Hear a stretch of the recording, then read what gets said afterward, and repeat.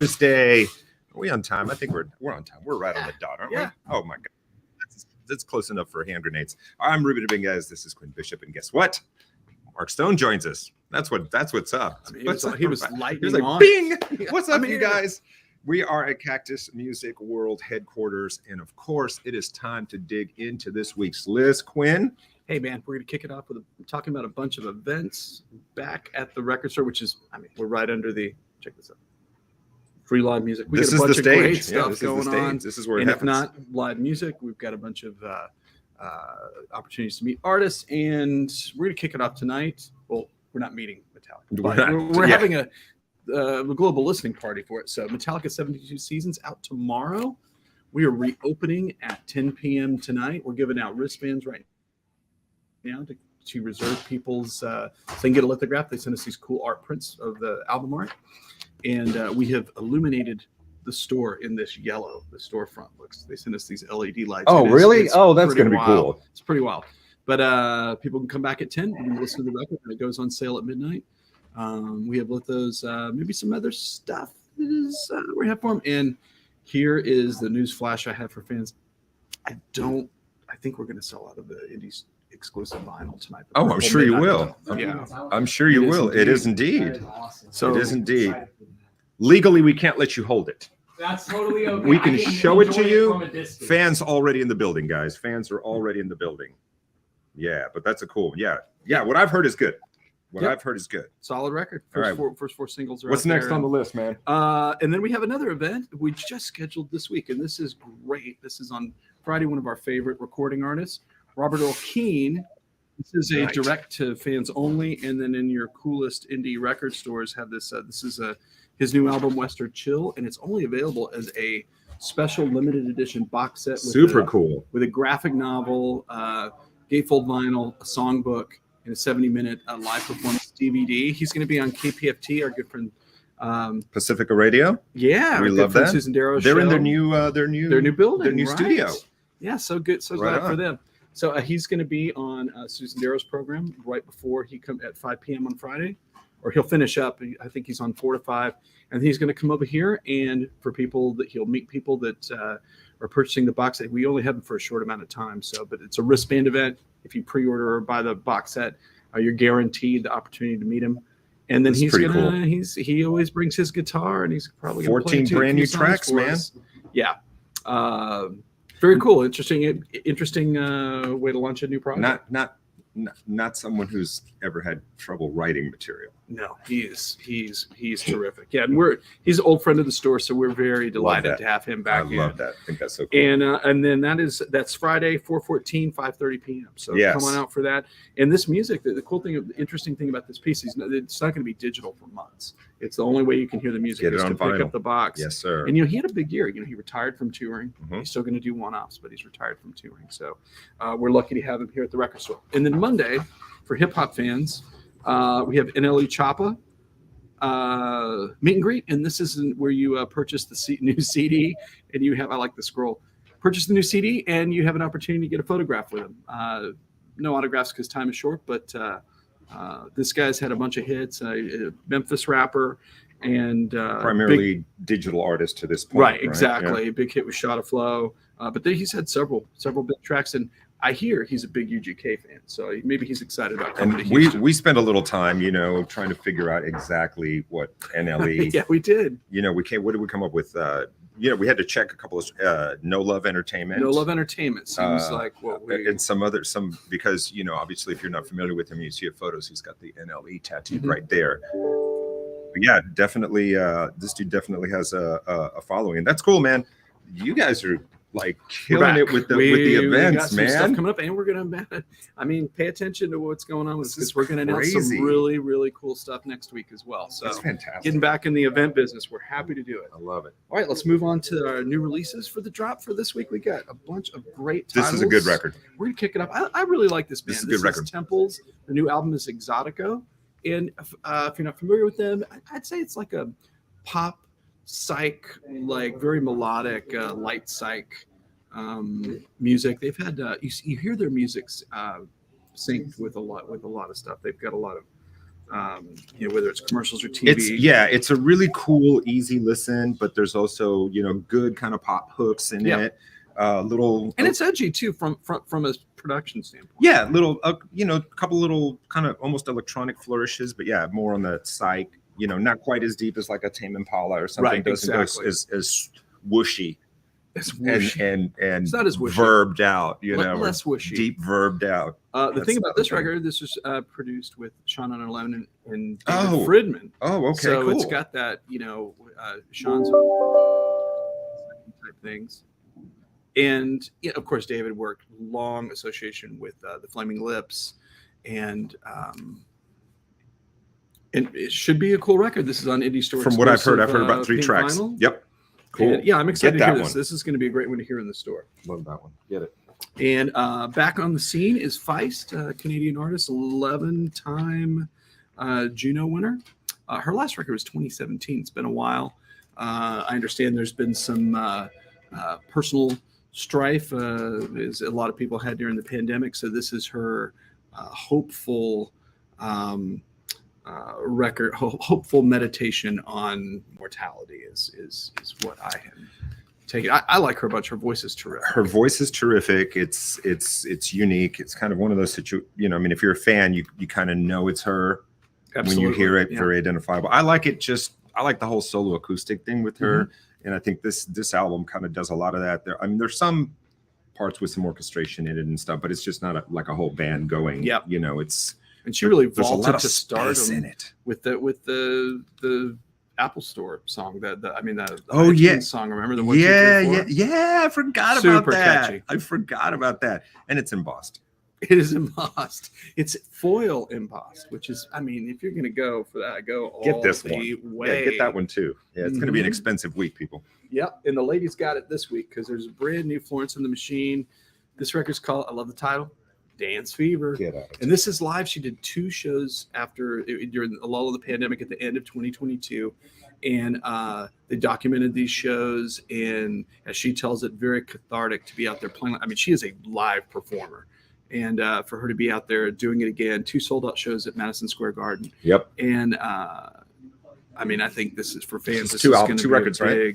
Yeah, 2 LPs. 2 LPs. And it's a lot of material on here. Vinyl, but she said it was so important and healing for her to get out in front of fans and perform again. She's just a terrific artist. It's going to be interesting to see where she goes. I'm always interested in what she's doing. Pretty good price for that. Hey, there you go. I think that's fairly priced. Yeah, vinyl pricing is inconsistent at best. It's all over the place. We need to talk about that at some point. We need to just tackle that a little bit. Record stores. This is $58, right? But we've talked about things that I've held in my hands that were like, it's a 2 record, whatever, and it'd be like $95 or something. It's all over the place. It's impossible to get a beat on it, even for us that understand these things. Well, or think we do. Yeah. That understands this. Literally, I got an email that was from like our update from call within our ownership of our coalition, and that was one of the top things. Like, what is going on with the list prices? Yes, can someone explain this to me? It's pretty nutty. Okay, this is a cool record. This is one of our only jazz records for today, and this is London Brew. This was recorded in 2020, and this is celebrating Bitches Brew, the monster effort by Miles Davis that obviously really pulled a bunch of rock fans into made sense of jazz for a lot of rock fans. And so this is a bunch of England's finest musicians. They for over 3 days they kind of recut into the record which obviously lots of improvisation trying to make it their own. And so just so you know, and the artists are listed here in very small print: Benji B, Raven Bush, Theon Cross, Nubia Garcia, Tom Herbert or Abert, depending where you are, Shabaka Hutchings, Nikolai Torp Larson, Dave Okumu, Nick Rom, Dancy, Tom Skinner, and Martin Terrify. That sounds good to me. And so celebrating the 50th anniversary of Bitches Brew, we're really crossing this line that early 70s. There's so many just really important records. Well, here we go. 2 LP set, right? This one's $34.98. Yeah. Beautiful cover too. That's fantastic. I love this artwork. Yeah, it really is cool. And they're drawn in from the original artwork and adding something to it. Yeah. Gotta love it. back in the much like Feist, there's a artist emerging with the first recording in quite a while. This is Natalie Merchant. It's her 9th album, and the last one was 2014. And this is a really eclectic record. There's Celtic music on here. There's jazz music on here. There's a bunch of duets. So you don't try to anticipate what she's going to do, because it's always going to be something different. She's got a lot of fans out there. Obviously, vocalists from 10,000 Maniacs. And from the tracks I heard, I found her voice to be in fine form. You know, I wasn't a huge 10,000 Maniacs fan, but I mean, I appreciated what they did, and I appreciated her artistry as a vocalist. The guitar player in the first 2 records is like Ron. Really different guitar player. I'm not going to say. I mean, that was the musicians. hook for me. Yeah, great musicians. That was the hook for me. I think he was for a short time sponsored by Ruben guitars, if I'm not mistaken. Oh, I think you were right. Yep. Holy cow! Spontaneous recovery. Yes. Wow. Yeah. Ruben with the alley-oop. So Mojo, a little quote from Mojo magazine here: "An artist with a singular voice and vision, time has only amplified the power of Merchant's music." I'll agree with that. I'll agree with that. Yeah, Tower of Babel. Or she calls it Babel. I think it's Babel. I don't know. But it's not the Elton John song, but a song titled that. But really good. You're babbling. I am babbling. Give me this thing. Okay, next up, now for something completely different. This is soundtrack to the show Bleach, and this is one of the most famous and most popular manga adaptions to television. So this is rabid following. Yeah. So this is some of the finer musical moments from that show throughout the series. Yeah. And this is collectible. I mean, fans are going to be all over this. Somewhere in the world, there are people cosplaying these characters right now. Yeah, I'm just going to tell you, this is really cool. Oh, translucent blue vinyl, people. Translucent blue. Music by Shiro Sagaisu. Yeah, and you know, it has really been a huge validation for. I mean, we've had a couple of these come through. Oh yeah, they've all done really. I mean, the biggest one was the Seatbelts record. That was the Cowboy Bebop was the biggest one, but all these are doing really well, and I think it's given really thrown a new light on a lot of these musicians that did composition for television shows or even video games and stuff like and that. It's such a younger audience. Yeah, that is really my friends. My is 13. Okay, and man, it's just she's got like consumed books, yeah, the graphic novels. She's into all the manga and all of that stuff, and she cosplays and wants to go to every festival and do all this stuff. Cool. But this is basically the first vinyl that kids in that age group are probably owning. Yeah, maybe. You know, that is very cool. So especially if it's like, you know, Dad, I want a turntable or something. You know. Yeah, and I think they did a few projects to like people will be into this. Yeah. And it's like, oh, whoa, people are really into let's this. make more. Yeah, let's make more. Don't leave cool. it unturned. Nice. Okay, very cool band. Next up is the Wood Brothers. Yep. Hard as the Hero, I think is the title. Yes, correct. And thanks to the power of Quinn's list, which I get a couple of days ahead of time, I get to jump in. You know what I love about these guys?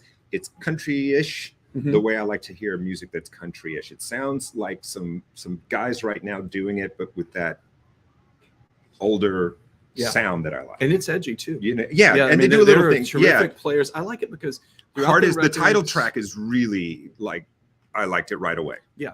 And one thing I dig about them is they always have the stand-up bass. Like exactly what they do. Yeah, which you would have heard if you were hearing country music in the 50s or something. You know? Yeah.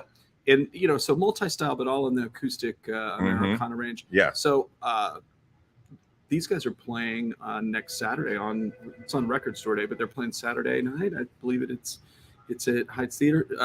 Terrific group. They have a lot of following. It's kind of more in this southeast is where they're famous, but you know, they draw from all over. But yeah, they're a terrific group. I really liked them. Go see them. And this album, yes, like some of the records we'll talk later, recorded directly to tape and mastered for the digital format from tape. There you go. Probably got a very warm, which is happening more and more. Warm sound. Okay, we have a compilation. I think this is going to appeal to a lot of people. This is I Go to the Rock. This is the gospel music of Whitney Houston, and I think people already knew this, but if you saw the documentary on Netflix, and it's immediate apparent like how big of an influence this is in her life. Oh, for sure. And this is the first ever compilation of this music. So very cool. Yes. And I know more than a couple of people that will want to own this immediately. Yeah, I'm excited to hear it. Everything else Whitney Houston ever did. All right, fantastic. All right, we're going to close the new release portion of the program with the Fruit Bats. Kind of flowery folk pop. They made a few records that I really, really love. They recorded for the Merch label. It's really just one guy. It's this guy, Eric D. Johnson. He's the only consistent member. I mean, it's still they're band records, but he's like the only guy that's been in the band all the way down the line. Really kind of associated with Dr. Dog and a lot of folkier, melodic pop group. So this is the latest one. It should be great. This is like Fruit Bats is one of those artists that every now and then I will Shazam something. I'm like, what is that? I know. And it's Fruit Bats. I know. And I think I came in here one day and we actually talked about it. I said, have you heard this? Yeah. And you were like, yeah. So they've got the one record that's like a street scene. It looks kind of like the War World's a Ghetto record where it's just a street scene with a bunch of cars and stuff like that. That's the record from them that I'm just like, oh, I love this record. Yeah. I still like tracks here and there, but you're right. I mean, if just something's in random play, I'll hear a song, I'm like, yeah, what is so that? Good. Yeah. Good band, worth checking out. We only have one rockin' reissue. Right. 50th anniversary of David Bowie's Aladdin Sane. Nice. Pretty great record, and really the first one that he records as an established superstar. And you can tell he's kind of like immediately after this, he drops the Ziggy Stardust. Hey, we each get to hold one of these. Oh, fantastic. You get the 50th anniversary half speed mastered for Optimum Sound, and I get the cool picture disc, which you can hang on your wall. So this is sixth record, 1973, obviously. For me, it's probably, I mean, Ziggy's the obvious record, but this is like one of my favorite records. I just like Gene Genie. Yeah. So many great tunes on there. Cracked Actor, Driving Saturday. Good stuff, man. If you purchase this record from us this week, we don't have too many of these, but you get this cool art print. Wow. I mean, this is one of the most iconic images of him, right? 100%. So I think people are going to be very, very excited about that. It's wild. We're rolling past all these benchmarks for records that I don't. Put that somewhere so I don't. So you don't bend wrinkle it or bend it. I'm good with that. I'll give you those. We're giving those away. All right. Okay, so we're going to talk about some jazz reissues, and we're going to feature. Sometimes we feature by label. A lot of times it's Blue Note, but there's a series called Verve by Request series, and that's where jazz fans are letting them know, hey, what from our vaults that hasn't been available, right?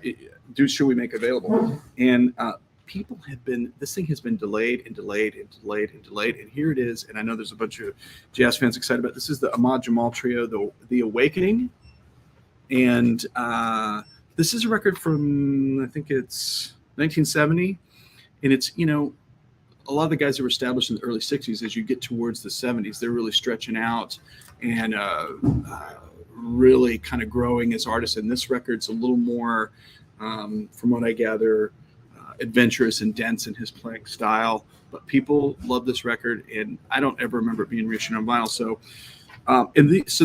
thanks to Third Man pressing. And maybe that was the delay. I don't know. But this is through a partnership between Verve, which is the Universal Music Group, and Third Man Pressing in Detroit. Mm-hmm. They're doing this series of these records, and fans are just lit up over it. They're excited. So this is a super interesting artist. People need to discover this. Gabor Sabo, he's a acoustic guitar player. They kind of call what he does at chamber jazz. And this one was recorded at the Jazz Workshop in Boston. This is from 1967 at the peak of his powers. The thing you need to know about him is, he played jazz, pop, as well as he was Hungarian. He played like Hungarian music, Indian music, and rolled it all into this thing, and also influenced by 60s pop music. Just a super odd, unique player, and his records are very cool. And this is one of his best, The Sorcerer. There you go. Both on the Verve by Request series. Sweet. So check those out. Finally in stores after waiting a long time for them. Okay, and we often talk about archival releases. Yep. And what we mean by that is this content has never appeared anywhere before, even though it's an older recording, so you can't really call it a reissue. And we have two from Neil Young. This is the wooliest picture of Neil Young I've seen in a while. This is Tonight's the Night era. This is called Somewhere Under the Rainbow, which I'm guessing it's the Rainbow Theater in London. 1973, Neil Young with the Santa Monica Flyers. And this was a short-lived band that he assembled to go out and play this material. And, this is one of my favorite eras. Neil Young has an ongoing series, Neil Young Archives, where he pulls some of his best. He's one of those guys, much like the Grateful Dead. He recorded all of his shows. He had a sound. He's obsessed with good sound, always had his own sound engineer, and they just documented all these shows. And this stuff is coming out for the first time. 14 tracks on 2 LPs. From, a lot of people think like the most influential, important era. Yeah. So I saw it on the list and I was like, Somewhere Under the Rainbow. What is that? How do I not know this album? And you just explained it. Nobody knew it. Yeah, you just explained it. And by the same token, another archive release from this is the Ducks. And this I don't know anything about the Ducks. That Neil Young assembled a band called the Ducks with Bob Mosley, who's in this Bay Area band called Moby Grape. They were just phenomenal rock band. And they had plans to do a studio record, and they never got the chance. This is a live show recorded in 1977, 25 tracks on 3 LPs. This is the Ducks, High Flying. And you look at the back of the record, I think they were. Yes, they were. Maybe, at least one of the members was. Yeah, and so you got, some, Neil songs, but also some Bob Mosley songs. It's very collaborative, and that's why you always wonder how these projects come together or fizzle out. Very curious to hear this, but obviously Neil Young fans many of them are completist obsessives, and they will be all over this. Yeah, absolutely. 3 LPs of goodness, and all these are available on CD as well. So many classic rock fans. And if you have questions, neilyoungarchives.com. Mm-hmm. Yeah, he's got a great site. Okay. We're going back to the vinyl vault. So we need a sound. We need a sound of like a whoosh or a creak or some sort of time machine, like the Doctor Who sound. Yeah, totally. I like the. All right, my pick for this week. Thank you, April. Tell them all about it. I love it. All right, so I went with 78, 79. 79.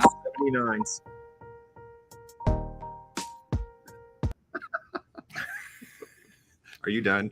All right. So I went with the Cars' second album. This is Candio. So I spent the last week re-listening to the entire catalog and re-listening, and I've listened to this a few times since I decided this was going to be my pick. And so the amazing thing about these guys, I think, is the sounds they were trying to create at the time they were trying to create them. Mm-hmm.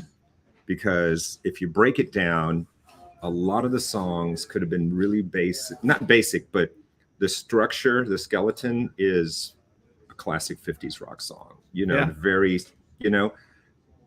but they were just so good at layering these things on them, Greg Hawkes with those keys, very simple, like one note solo key, keyboard sounds. and then I think for me, Rick Ocasek was the new wave Roy Orbison. Did not have that wonderful reach or whatever, but he did a lot with what he did. But then he would do those very 50s kind of little hiccups in his voice, like Buddy Holly used to do, so that influence is like crazy. There's just some songs on there that could have been done doo-wop style in some of their catalog, but I mean, come on, I know you were a fan. Oh, absolutely. You said, and the nuts and bolts of this is this, this record came within a year of the first record, which is one of the greatest debut albums of all time. And I think the record label would have liked them to wait longer, but they were ready to go. They were rolling. And the thing that's unique, the first track's called Let's Go. Let's Go. And you will hear people say, oh, well, this one isn't as good as the first album. And what I always say to that, but it's one of the greatest sophomore efforts of all time. It's one of the greatest second albums of all time. Yeah. Sure, it might not be. You can only kick down the door once, right? The first, I counted, the first album has 6 bona fide bangers. Any one of them could have been that's a signature song for them. Yeah. Interesting though, Ocasek sings the first 3 songs out of the gate on the first album. Ben has the back half of the album. Yeah. Ben starts the album here, And that's another thing. They had 2 vocalists. Yeah, 2 great vocalists. And that's why I think the reunion record after Ben sadly passed is kind of a disappointment. Not that the material was of quality, but just you need that yin and yang of those 2 different like distinctive vocalists and songwriting styles. Now it is time to talk of the sheer genius of Elliot Easton. Oh, he's one of my right there with Rick Nielsen from Cheap Trick, the 2 of the most underrated. You can sing, whistle, hum his solos. They were that melodic and that well thought out and that perfect. But even when he's not playing, and it's chicken picking licks, you know, it's like and just the way he used it, and there's double stops, reverse bends, all this kind of but it's just perfect for the song. It's only like 20 seconds or 30 seconds. He crams more tasteful guitar into like one short guitar. But then in the chorus, it's like real quick, and these little things, and then it could be fuzzed out in the solo, and then it sounds like it's a Gretsch through a Princeton on a like in Touch and Go, where it's like that song, by the way, on Panorama, I think it's the longest rip he has on record. They let him go for like 16 bars. Yeah. He's just, God, that guy makes me crazy. One thing that pops up on this record is that is Shooby Doo, which is them like really jumping in the deep end of a kind of new wave and making the super bizarre weird track. Almost Gary Newman or Devo-ish. For sure. Yeah, that's where they're really embracing kind of the Devo sound. Both those bands kind of really same trajectory, evolving at the same time, because they were huge in Boston before they had a record out for like 2 years. So those bands are kind of on the same trajectory, evolving at the same time in two different cities. I think the other thing about this record that I did not know is, and maybe that's why it's such a strong sophomore record. Let's show them the team there. Is that they had such a wealth of material. Many bands will have leftovers from their first record to make their second record, which is a bad idea because it always makes for a soft second record. They were all new material for this record. I think one song was a carryover from the first record, produced by the great Ray Thomas Baker, who was and the harmonies. The harmonies, exactly. I wrote that down. It's fantastic, man. I mean, it's so good. And if you don't know, Roy Thomas Baker produced Queen and also was the guy that enabled them to do the whole Bohemian Rhapsody thing. Like, he is a master of recording voices. Yep, and that was his time, man. He was right in that late 70s kind of thing. I don't know. I can't say enough cool things about this band. I love them so much. So I got a crazy thing for you. Yeah. Here's a funky little surprise for you. I brought my copy of this record. You ready for this?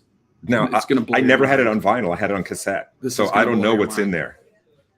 How about the record label being signed by all the original? Get out of town. I hate you. Oh, yeah, there you go. On the actual record label itself, there's Elliot. There's Ben. Come on, man. Come on. There's David Robinson. There's Rick. Rick just says RICC. Greg H. All right, I'm gonna have to bring in I'm gonna have to bring in some of this stuff. I need to geek out. Flip it. That's why. You got to bring. You got to bring some of the.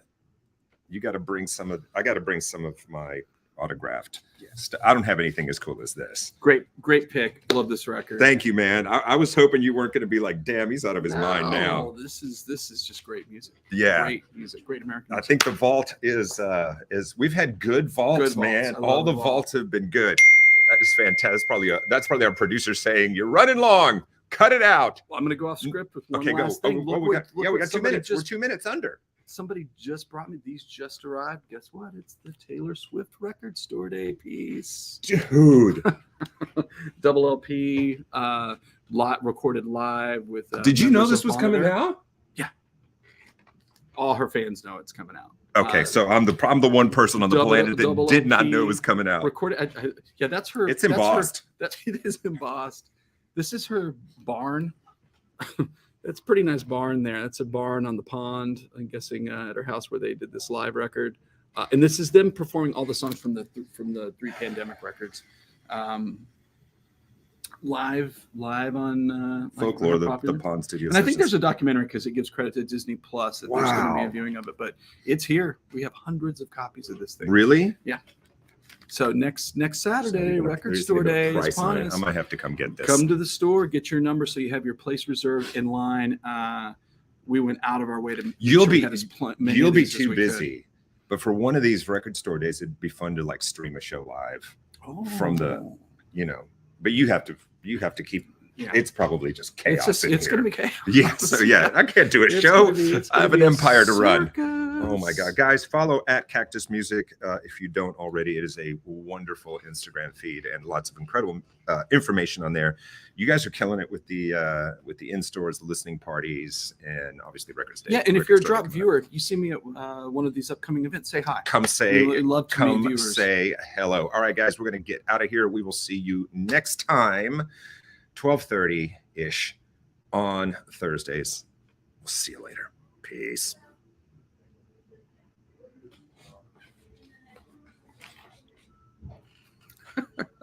Almost done, maybe. There it is.